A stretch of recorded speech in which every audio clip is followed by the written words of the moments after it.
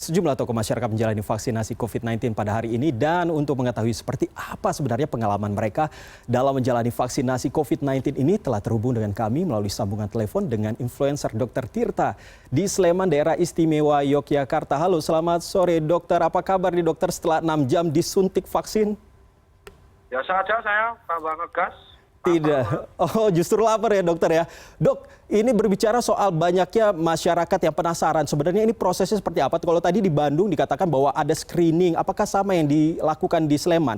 Karena Presiden Joko Widodo sendiri kalau saya tidak salah kemarin sempat dilakukan swab test terlebih dahulu untuk mengetahui apakah terinfeksi COVID-19 ataupun tidak. Iya, saya di swab juga kok. Saya di swab juga pada H-1.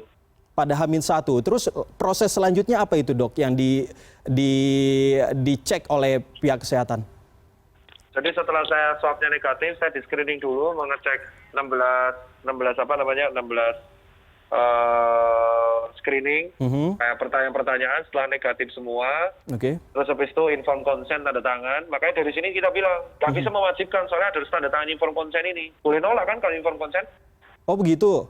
Jadi kita ya, inform consent itu kan pernyataan medis dari pasien, resiko-resikonya. Kalau dia nggak mau tanda tangannya nggak bisa divaksin. Makanya gimana kita memaksakan? Nggak bisa kan? Oke, berarti kita juga bisa berhak untuk menolak. Tetapi kalau misalnya kita sudah dijadwalkan begitu, apakah itu juga bisa kita tolak, dokter? Nah, makanya disinilah pentingnya narasi edukasi publik. Ingat, 20 tahun yang lalu kita bisa edukasi mengenai pentingnya keluarga berencana, program imunisasi wajib, lalu program imunisasi TBC dan kawan-kawan. Nah, kok sekarang kita harus mewajibkan? Semakin diwajibkan, semakin dikasih sanksi, malah semakin antipati rakyat. Setelah tanda tangan inform consent, saya dicek tensi, gula darah, lalu dicek suhu, denyut nadi, lalu habis itu langsung divaksin 5 menit, setelah vaksin tunggu 30 menit untuk mengecek KIPI level 3. Kalau udah nggak ada apa-apa, pulang deh, makan enak saya. Makan enak, berarti... Ini masih jaga saya masih di Puskesmas Turi ini Pak. Berarti tidak ada efek samping sama sekali ya dok ya? Karena biasanya kan kalau misalnya ada sesuatu yang masuk ke dalam tubuh kita, biasanya ada efek sampingnya, nggak ada sama sekali. Jadi ini perlu digarisbawahi, Sinovac itu isinya vaksin inaktif alias virus mati. Oke. Dan ini safety-nya KIPI level 3-nya 0,1%, efikasinya 65%. Apa yang dikhawatirkan? Masa takut sama virus mati? Oke. Baik. Berbicara soal pro dan kontra juga terkait dengan penyuntikan COVID ini yang sampai sekarang masih terus berlangsung, dokter. Nah, ada juga yang mengatakan bahwa untuk vaksin ini sebenarnya ada perbedaan antara vaksin yang mungkin saja diberikan ke pejabat sama influencer. Sama, sevial-vialnya, sebungkusnya, semua sama, nggak ada yang beda. Berarti yang dikatakan, itu hoax semua. Itu adalah ulah-ulah oknum-oknum yang tidak mau Indonesia keluar dari pandemi. Harus disal tuh orang-orang nyebarin hoax kayak gitu. Berarti yang dikatakan oleh salah seorang anggota DPR yang mengatakan bahwa ada perbedaan harga-harga begitu? Pak Buripka, ngawur itu. H-1 Komisi DPR 9, Bu Neti sudah diskusi sama saya. Bu Neti mendukung asal kritis. Buripka ini kayak tiba-tiba ngomong H-1 saya juga nggak tahu. Nggak tahu tuh tiba-tiba mengatakan. Dia mengatakan 3 statement. Pertama, uji keamanan belum keluar. Nah udah keluar. Terus dia bilang, Sinovac vaksin sampah. Kalau vaksin sampah ngapain Perdana Menteri Singapura malah pesen. Terus ketiga, Pfizer aja. Dia tahu nggak Pfizer itu efek sampingnya berapa? Dia tahu nggak Direktur Pfizer itu belum menandatangani fakta bahwa dia siap menanggung side effect. Kalau nggak tahu apa-apa jangan sok-sok kritis toh. Saya cuma bilang baca dulu. Baik, ini terkait dengan apa yang harus dilakukan ataupun tidak boleh dilakukan setelah mendapatkan vaksin dok. Apa dok ini?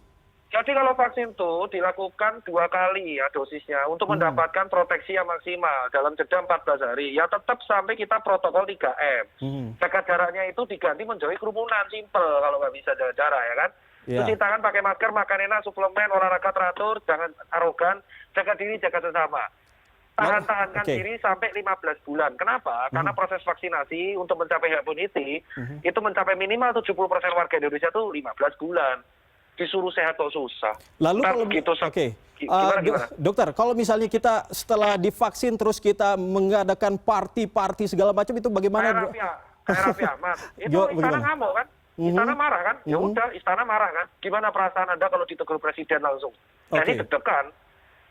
Jadi kita harusnya menegur tindakan Raffi Ahmad karena Raffi Ahmad itu kan entertain. Mungkin dia belum paham situasi do and don'ts-nya. Jadi di sini ada dua belah pihak. Pertama, pihak istana harus evaluasi siapa yang menunjuk Raffi Ahmad untuk divaksin.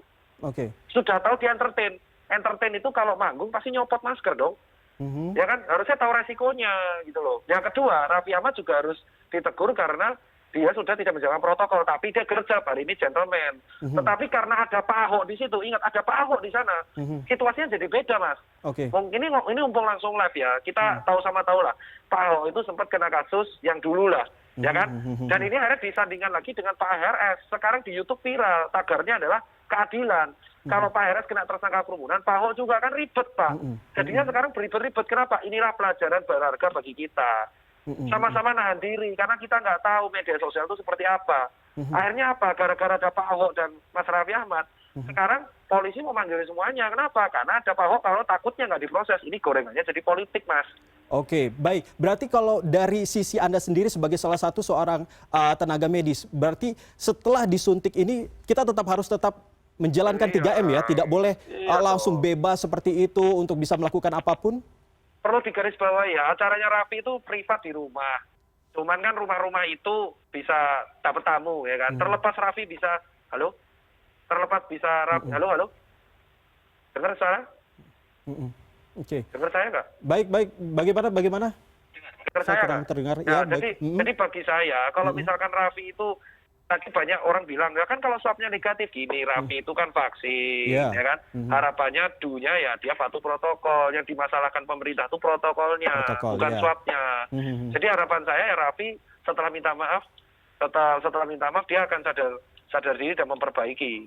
Nah, dokter, tadi juga kalau menurut informasi yang saya dapatkan bahwa siapa saja yang mendapatkan vaksinasi, terutama di hari ini akan mendapatkan buku vaksinasi. Itu sebenarnya isi bukunya itu apa itu, Dok? Isi bukunya itu adalah anjuran resiko KIPI, anjuran 3M, dan jadwal vaksinasi berikutnya. Saya dapat tanggal 28 Januari nanti yang kedua. Udah, habis itu selesai deh.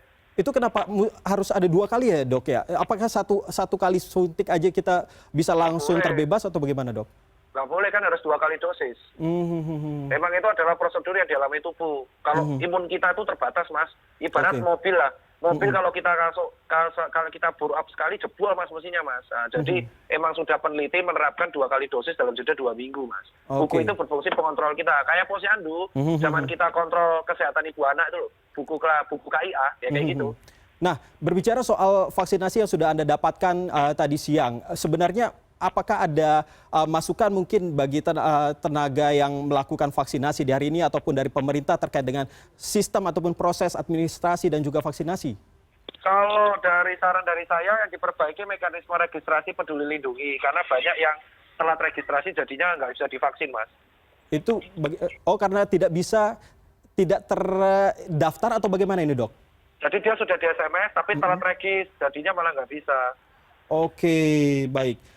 Berarti masih banyak yang perlu diperhatikan oleh pemerintah maupun tenaga yang ikut melakukan vaksinasi ya, Dok ya? Dokter, nah ini berbicara juga terkait dengan vaksinasi COVID-19 yang sedang berjalan. Nah ini dokter, apa yang ingin dokter sampaikan kepada masyarakat yang mungkin saat ini sedang ragu-ragu begitu? Apakah saya nanti akan divaksin atau justru tidak setelah melihat adanya video yang sempat viral ataupun cuitan yang sempat viral dan lain sebagainya, dokter? Ya coba monggo lihat video saya. Kalau saya setelah vaksin kenapa-kenapa, silakan Anda nggak divaksin. Sampai sekarang saya malah porsi makan saya bertambah. Saya hidup bahagia dan kerja dengan tenang. Baik, dokter. Terima kasih dokter sudah berbagi informasi dengan kami. Tentunya kami menunggu bagaimana nanti update-update dokter terkait vaksinasi ini. Biasanya dokter akan mengupdate terus di media sosial atau bagaimana ini untuk perkembangannya? Saya pakai akan update terus. Baik, dokter. Terima kasih atas informasinya. Salam sehat, dokter. Siap, salam sehat.